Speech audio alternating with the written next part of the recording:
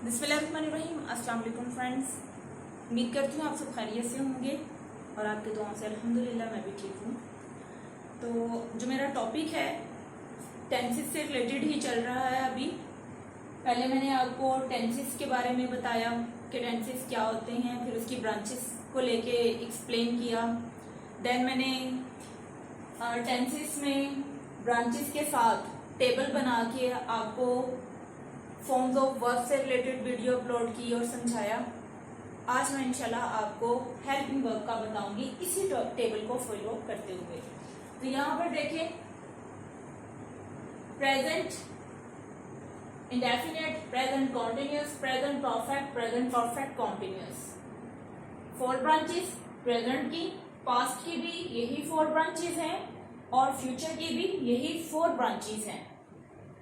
और जो forms of verb था उसके बारे में मैंने बताया था कि फर्स्ट फॉर्म प्लस आईएनजी लगता है कॉन्टिन्यूस में और परफेक्ट कॉन्टिन्यूस में भी सेम ही फॉर्म्स लगती हैं। इस तरह से 6 ये हो गई और 3 ये परफेक्ट वाली, परफेक्ट की चाहे प्रेजेंट हो, पास्ट हो या फ्यूचर हो, तीनों में थर्ड फॉर्म ही लगेगी।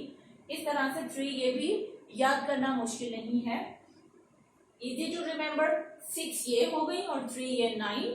उसके बाद इंडेफिनिट की तीनों का इनमें फर्स्ट फॉर्म लगती है और सेकेंड फॉर्म पास्ट इंडेफिनिट में लगती है, लेकिन अगर हम डिड लगा दें तो इसमें भी फर्स्ट फॉर्म ही लगती है।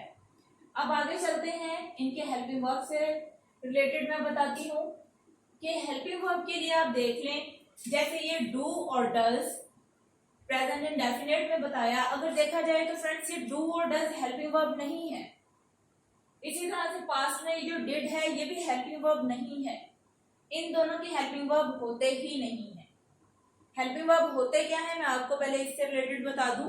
हेल्पिंग, हेल्प कर रहे हैं, वर्ब की सेंटेंस के अंदर जो मदद कर रहे होते हैं उसे हम हेल्पिंग वर्ब बोलते हैं। और हेल्पिंग वर्ब कौन कौन से होते हैं?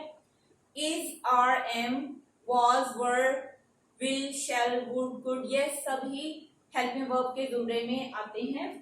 तो यहाँ पर देखिए इन दोनों में हेल्पिंग वर्ब इस्तेमाल नहीं होते। जो हेल्पिंग वर्ब है वो फ्यूचर इंडेफिनिट से स्टार्ट करते हैं या फिर हम कॉन्टिन्यूस से लेके करेंगे। बाकी इन दोनों को मैं आपको एक्सप्लेन करूंगी बाद में, पहले हेल्पिंग वर्ब बाकी में मैं आपको बता दूं। Future indefinite will, shall. Continuous present continuous में is, are, am. Past continuous में was, were। फ्यूचर कॉन्टिन्यूस में will be, shall be। ऐसे ही प्रेजेंट परफेक्ट में has, have। पास्ट परफेक्ट में had।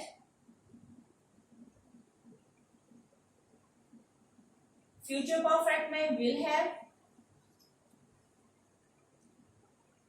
shall have। Perfect continuous में, perfect continuous चाहे present हो, पास्ट हो या फ्यूचर का हो, इनके जो परफेक्ट में लगे हुए होते हैं हेल्पिंग वर्ब, जस्ट उनके साथ हमें बीन का इजाफा करना है। परफेक्ट कॉन्टिन्यूस के याद कर रखना मुश्किल नहीं। अगर आपको परफेक्ट के ये तीनों याद हो जाते हैं तो इनके साथ जस्ट हम बीन लगा देंगे तो वो हेल्पिंग जो पास्ट कॉन्टिन्यूस है या प्रेजेंट कॉन्टिन्यूस है या फ्यूचर कॉन्टिन्यूस है उनके जो प्रेजेंट परफेक्ट कॉन्टिन्यूस है या पास्ट परफेक्ट कॉन्टिन्यूस है या फ्यूचर परफेक्ट कॉन्टिन्यूस है उसके हेल्पिंग वर्ब बन जाएंगे अगर हम परफेक्ट के साथ बीन लगा दें। जैसे हैज है यहाँ पर तो हैज बीन, हैव है तो हैव बीन। इसी तरह से हैड, यहाँ पे हमने हैड लगा दिया, साथ में बीन लगा दिया। इसी तरह से विल हैव तो यहाँ भी हो जाएगा will have been, shall have been. ध्यान देखिए फ्रेंड्स, हैज और हैव, हैज और हैव, जस्ट हमने हैज के साथ बीन लगा दिया, हैव के साथ बीन लगा दिया। हैड हमने यहाँ पे लगा दिया, इसके साथ सिर्फ हमने बीन का इजाफा कर दिया। विल हैव है, इसके साथ सिर्फ बीइंग का इजाफा किया है, शेल हैव है, शेल हैव लगा के हमने साथ में बीइंग का इजाफा कर दिया। ये देखिए बाकी सेम परफेक्ट वाले ही हेल्पिंग वर्ब्स चल रहे हैं इसमें। ये तो मैंने आपको बताए हैं फ्यूचर इंडेफिनिट और उसके बाद कॉन्टिन्यूअस, तीनों टेंसेस के परफेक्ट तीनों के और परफेक्ट कॉन्टिन्यूअस तीनों के जो हेल्पिंग वर्ब्स थे वो मैंने बता दिए। बट यहाँ ये दो हैं प्रेजेंट इंडेफिनिट और पास्ट इंडेफिनिट, इन दोनों में हेल्पिंग वर्ब इस्तेमाल नहीं होते क्योंकि इनके होते ही नहीं है। लिहाजा जब भी इंट्रोगेटिव या नेगेटिव बनाना हो तो उसके लिए हेल्पिंग वर्ब का होना बहुत जरूरी है, क्योंकि हेल्पिंग वर्ब होंगे तो हम उसको इंट्रोगेटिव बना सकते हैं। अगर हमने प्रेजेंट इंडेफिनिट को इंट्रोगेटिव बनाना है तो कैसे बनाएं? तो उस पर्पस के लिए, उस मकसद के लिए डू और डस का इस्तेमाल करेंगे। इसी तरह से अगर पास्ट इंडेफिनिट में भी नेगेटिव या इंट्रोगेटिव बनाना है उसके स्टार्ट में तो डेफिनेटली हेल्पिंग वर्ब स्टार्ट में लगता है। बट अगर इनका हेल्पिंग वर्ब ही नहीं होगा तो हम कैसे करेंगे? तो इसलिए उस डेफिशिएंसी को पूरा करने के लिए डू, डज, डिड ऐसे वर्ड हैं जो कि इस डेफिशिएंसी को पूरा कर सकते हैं। लिहाजा इस कमी को पूरा करने के लिए या इस मकसद को पूरा करने के लिए कि हम सवालिया और मनफी कैसे बनाएं, तो ये डू, डज और डिड का इस्तेमाल किया गया है। तो इसमें डू और डज का लगता है और डिड का। अब सवाल ये पैदा होता है कि डू किसके साथ लगता है और डज किसके साथ लगता है। जिनमें दो है उनमें तो कंफ्यूजन क्रिएट हो रही है कि डू किसके साथ लगता है, डज किसके साथ लगता है। जिनके साथ डिड है वो तो पता चल गया कि तमाम किस्म के जो सब्जेक्ट्स हैं उनके साथ लग जाएगा। बट डू और डज के लिए क्या है कि डू जो है आई, वी, यू, दे और जितने भी प्लूरल्स हैं इन सब के साथ डू लगेगा। डू किनके साथ लगता है? जैसे I do not, we do not, you do not, they do not, या फिर प्लूरल्स में अगर ज्यादा, for example Ahmad, Hamid, Sharjeel do not. इसी तरह से cats and dogs do not, animals do not, plural आ गया ना, तो यहाँ पर हम डू का इस्तेमाल करेंगे। अब आ गया है डज। डज किसके साथ लगता है? ही, शी, इट और singular. He does not, she doesn't, does not. Short form में हम डजंट बोलेंगे इसे, जैसे कि ये I don't, we don't, you don't, they don't, ऐसे ही शॉर्ट में ही डजंट, शी डजंट या इट डजंट अगर हम नॉट लगाएंगे तब। अदरवाइज शॉर्ट में यही है कि he does, she does, it does, या फिर कोई और सिंगुलर होगा, किसी का नेम हो, एनिमल्स हो या कोई नॉन लिविंग आइटम हो तो हम वहां पर डज लगाएंगे। अगर हमें नॉट बनाना है तो, अगर नेगेटिव बनाना है तो डोंट और डजंट हो जाएगा और हम इसको फर्स्ट ऑफ लगाकर टी कर देंगे, इधर भी फर्स्ट ऑफ लगाकर ये जो कोमा लगाकर हम इसको टी कर देंगे, तो ये डोंट और डजंट हो जाएगा। अगर हम इसको मजीद कंप्लीट फॉर्म में लिखना चाहते हैं तो डू नॉट और डज नॉट भी हो जाएगा। ठीक है, नेगेटिव बनाना है तो डू नॉट, डज नॉट, ये भी करेक्ट है। अगर हम इसको शॉर्ट फॉर्म में लिखना चाह रहे हैं तो डोंट और डजंट। इसी तरह से देखिए जो डिड है ये इन सब सब्जेक्ट्स के साथ लग जाएगा। I, we, you, they, singular, plural सबके साथ ये अप्लाई होता है। डिड का हम इस्तेमाल करेंगे, इसमें कोई सिंगुलर या प्लूरल का कंफ्यूजन नहीं है। और नेगेटिव बनाए या इंट्रोगेटिव बनाए हम यहाँ डिड ही लगाएंगे। इस टेंस में, पास्ट में जस्ट अगर आपने किसी चीज को ज़हन नशीन करना है या एक गलती का इस्तेमाल हो सकता है वो यही है कि जो फर्स्ट फॉर्म लगेगी डिड के साथ, अगर डिड नहीं लगाया तो सेकंड फॉर्म। पास्ट इंडेफिनिट में सिर्फ एक ही चीज कंफ्यूजन क्रिएट करती है, वो यही है कि सेकंड फॉर्म लगेगी या फर्स्ट फॉर्म लगेगी या ये किन के साथ लगती है दोनों। तो सेकंड फॉर्म अगर लगेगी तो डिड नहीं होगा, अगर हमने डिड लगा दिया है तो फिर फर्स्ट फॉर्म। इसके अलावा एक और चीज कि डिड, कुछ लोगों का कहना है या मतलब ये बताया जाता है कि डिड जो है वो सिर्फ नेगेटिव या इंट्रोगेटिव बनाने के लिए ही इस्तेमाल होता है, जैसे कि मैंने भी बताया कि होता है, लेकिन नेगेटिव इंट्रोगेटिव बनाने के लिए तो मस्ट है ना। उसके अलावा अगर आपने सिंपल अफर्मेटिव सेंटेंस भी बनाना है पास्ट इंडेफिनिट का, तो उसमें भी आप डिड का इस्तेमाल कर सकते हैं। लेकिन अगर आप सिंपल में भी डिड का करेंगे तो भी फर्स्ट फॉर्म ही इस्तेमाल होगी। For example I did my work, ये तो हो गया कि मैंने पास्ट का हो गया। अगर हम डिड के साथ, मैं मजीद आपको एग्जांपल्स बताऊंगी, जैसे आई डिड विजिट टू जू yesterday, I did visit, I visited नहीं आया, आई डिड विजिट कर दिया है। उसके बाद विल और शैल, विल और शैल देख लें। विल जो है इसकी शॉर्ट फॉर्म इल होती है, या आप जस्ट डबल एल लगा लें, जस्ट डबल एल लगा लेंगे जो ये हैं, तो विल और शैल दोनों ही इसमें कंप्लीट हो जाएंगे। अब जो है हमारे यहाँ पर विल और शैल सेपरेटली इस्तेमाल नहीं होते, अब बल्कि विल और शैल को जो है वो शॉर्ट फॉर्म में ही इस्तेमाल किया जाता है। फॉर एग्जाम्पल हील, ठीक है, शेल, अल का इसे साउंड दिया जाता है, चाहे शेल हो या विल हो। अदरवाइज मैं इनका इस्तेमाल जो है वो बता देती हूँ कि विल जो है वो ये शेल जो है आई और वी के साथ लगता है, बाकी सबके साथ विल लगेगा। इसको याद करने का इजीएस्ट वे ये है कि शेल जो है आई और वी के साथ लगता है, बाकी सबके साथ विल लगता है। जैसे he, she, it, singular, plural, you, they, we, sorry we नहीं, वी तो उधर चला गया, आई और वी, यहाँ पर ये जितने भी हैं इन सबके साथ विल लगेगा, और शायद जो आई और वी के साथ। लेकिन अब इससे भी इजी ये हो गया है, आपको ये कंफ्यूजन जहन में रखने की जरूरत ही नहीं है। अगर आप कंफ्यूज हो रहे हैं, आप इसको शॉर्ट फॉर्म में ऐसे ही लिख दे, ही, शी, आई, विल, वेल, तो ये कंफ्यूजन भी काफी हद तक आपकी दूर हो जाएगी। उसके बाद आ जाए इज, आर, एम, तो ये डेफिनेटली आपको पता ही होगा। Is, he, she, it's singular के साथ लगता है, आर जो है ये प्लूरल्स के साथ लगता है, you are, we are, they are, am I के साथ लगता है। इसी तरह से वॉज सिंगुलर के साथ, वर्ड जो है वो प्लूरल्स के साथ लग जाता है। उसके अलावा आई वॉज भी आ जाएगा, ही, she, it,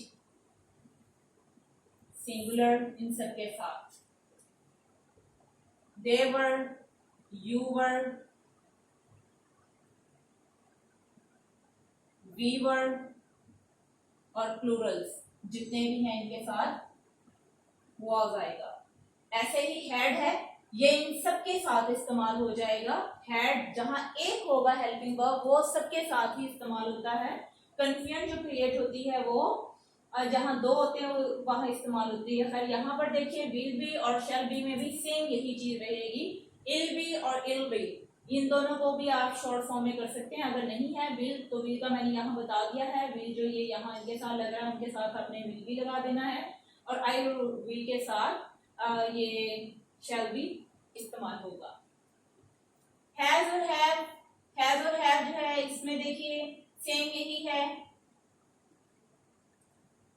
he, she, it, singular, have, I, we, you, they, Plurals इनके साथ हैव लग जाएगा।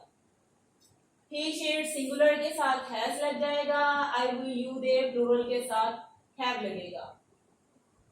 ऐसे ही हेड है, ये इन सब के साथ लग जाएगा। जैसे मैंने इधर बताया है, जो भी यहाँ पे जो सब्जेक्ट्स हैं इनको आप देख लें या इनको आप फॉलो कर लें, किसी को भी, क्योंकि सब्जेक्ट्स तो सब में चल रहे हैं वही, तो ये हेड जो है ये सबके साथ इक्वली ही लगता है।